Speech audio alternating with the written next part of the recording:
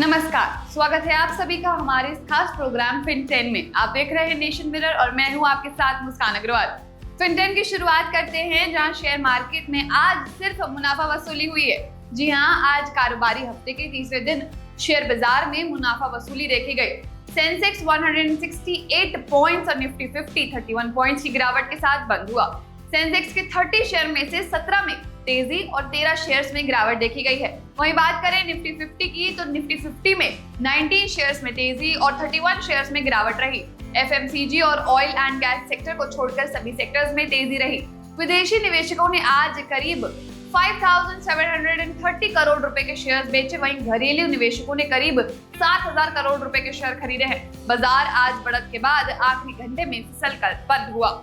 FIN10 में अगली खबर, जहां आज सोना और चांदी के दाम में भारी गिरावट देखी गई है। आज सोने और चांदी के दामों में भारी गिरावट देखी गई, जिसमें 24 कैरेट सोने के भाव 892 रुपए गिरकर 7,408.32 रुपीज प्रति 10 ग्राम और चांदी का भाव 2,122 रुपीज गिरकर 88,290 रुपए प्रति किलो रहा। इस त्योहारी मौसम सोने और चांदी के दामों में गिरावट के कारण ज्यादा बिक्री की संभावना बनती दिख रही है।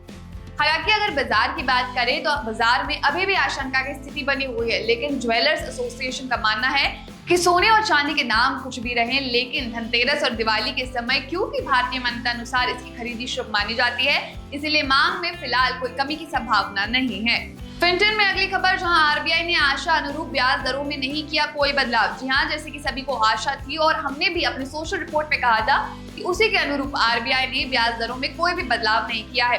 आरबीआई ने रेपो रेट को जस्ट 6.5% ही रखा, जिसका मतलब है आपकी EMI ना ही बढ़ेगी और ना ही घटेगी। आरबीआई की क्रेडिट पॉलिसी कमेटी ने 10वीं बार ब्याज दरों में कोई बदलाव नहीं किया है। आरबीआई कमेटी के 6 सदस्यों में से 5 ने एकमत होकर ब्याज दर को न बदलने के पक्ष में वोट दिया। FIN10 में चौथी खबर, जहां आरबीआई गवर्नर श्री शशिकांत दास का महंगाई पर बयान सामने आया है। श्री शशिकांत दास ने अपने बयानों में कहा कि खाद्य पदार्थ के दाम में वृद्धि की वजह से महंगाई बढ़ सकती है। वैश्विक संकट, विपरीत मौसम, कमोडिटी कीमतों में तेजी और दुनिया के बाकी करेंसियों के मुकाबले में रुपए में कान उतर चढ़ाव के चलते महंगाई बढ़ने का जोखिम है। श्री दास ने कहा कि खुदरा महंगाई के लक्ष्य 4% पर बन रहे हैं। जीडीपी ग्रोथ पर उन्होंने कहा कि कारोबारी साल 2025 के दौरान यह 7.2% रह सकता है। कारोबारी साल 2026 की पहली तिमाही में इसे 7.2% से बढ़कर 7.3% रहने का अनुमान है। FIN10 में पांचवी खबर, जहां NBFC को आरबीआई गवर्नर की चेतावनी। आरबीआई गवर्नर श्री शशिकांत दास ने NBFC, इसका मतलब है नॉन बैंकिंग फाइनेंशियल कंपनीज को चेतावनी दी है। जी हाँ, कि लैंडर्स को नियम की निगरानी पर सख्ती बरतनी होगी, क्योंकि अनसिक्योर्ड लोन यानी वो लोन जिसके एवरेज में कुछ भी गिरवी नहीं रखना पड़ता है, लेकिन लोन डिफॉल्ट रिकवरी में चुनौतियां देखी गई। खासकर 50,000 रुपए के नीचे की लोन राशि पर आरबीआई ने NBFC से यह भी जानना चाहता है कि ऐसे लोन पर अगर ब्याज दरें काफी अधिक है तो यह नियम का उल्लंघन माना जाएगा और NBFC को खुद ही कदम उठाने होंगे। और उनके बयान का एक अर्थ यह भी लगाया जा रहा है कि NBFC की अब मनमर्जी नहीं चलेगी और उन्हें पारदर्शी होकर नियमों के दायरे में ही काम करना होगा। और आरबीआई की नजर अब ऐसे NBFC पर है जो ग्राहकों से बहुत अधिक ब्याज दर, आर्थिक प्रोसेसिंग फीस, फोरक्लोजर चार्जेस और किसी भी अन्य मदों में अनावश्यक वसूली करते हैं। FIN10 में छठवीं खबर, जहां कैबिनेट बैठक में अहम फैसले लिए गए। आज प्रधानमंत्री जी की अध्यक्षता में कैबिनेट बैठक में 3 अहम फैसले लिए गए, जिसमें न्यूट्रिशन सिक्योरिटी के फैसले को मंजूरी दी गई, जिसके तहत देश में सबसे निचले स्तर पर रहने वाले लोगों का पोषक भोजन प्रदान करने की सुनिश्चितता की जाएगी।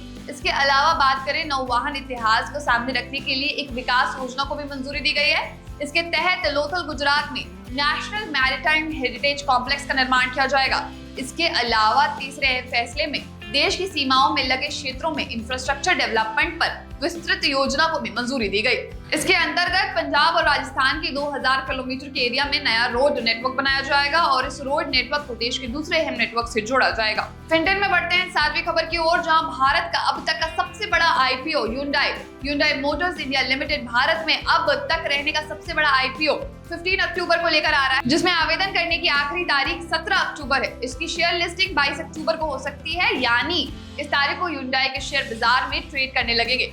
देखने में दिलचस्प यह होगा कि ईरान इजराइल के चलते रोज बाजार में उतार चढ़ाव क्रूड ऑयल के बढ़ते दाम और निवेशकों का चीन के प्रति झुकाव के चलते ह्यूंडई का आईपीओ बाजार में क्या धूम मचाता है, साइबर फ्रॉड और क्या है इसके बचने का गोल्डन पीरियड। बढ़ते हैं अगली खबर की ओर, जहां हम आपको बता रहे हैं कि अगर आपके साथ किसी प्रकार का साइबर फ्रॉड हो गया है तो इससे बचाव के लिए आपको इसकी शिकायत गोल्डन पीरियड में करनी होगी, यानी फ्रॉड होने के 4 घंटे के अंदर। यह शिकायत आप NCRP यानी national cyber crime reporting portal पर दर्ज करा सकते हैं या 1930 पर कॉल या SMS कर भी दर्ज करा सकते हैं। साइबर अधिकारियों के अनुसार जो शिकायतें गोल्डन पीरियड में दर्ज होती हैं उन्हें पकड़ना आसान होता है और बढ़ते साइबर क्राइम की रोकथाम के लिए यह सेवा एक महत्वपूर्ण भूमिका निभा रही है। बढ़ते हैं 9वीं खबर की ओर, जहां हम आपको बताने वाले हैं कि ओला इलेक्ट्रिक पर संकट आ गया है। जी हाँ, ग्राहकों की बढ़ती शिकायत पर सेंट्रल कंज्यूमर प्रोटेक्शन अथॉरिटी ने ओला मोटर्स को नोटिस जारी किया है, क्योंकि देश भर में करीब 10,000 ग्राहकों ने नेशनल कंज्यूमर हेल्पलाइन पर ओला के खिलाफ शिकायत दर्ज की है।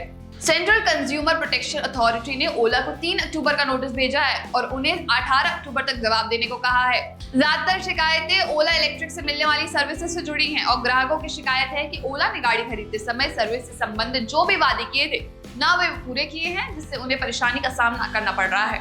फिनटेन में आखिरी और 10वीं खबर, आयुर्वेद और यूनानी दवाओं पर सरकार के आयुष मंत्रालय ने आयुर्वेद और यूनानी दवाओं के भ्रामक विज्ञापनों पर चेतावनी जारी की है और मंत्रालय के अनुसार आयुर्वेद और यूनानी दवा निर्माता झूठे दावों के विज्ञापनों से दूरी बनाए एवं दवा के लेबल चिकित्सक की देखरेख के एडवाइजरी जारी करे, यानी अब से दवाओं के उपयोग के भ्रामक विज्ञापन जारी नहीं किए जा सकेंगे।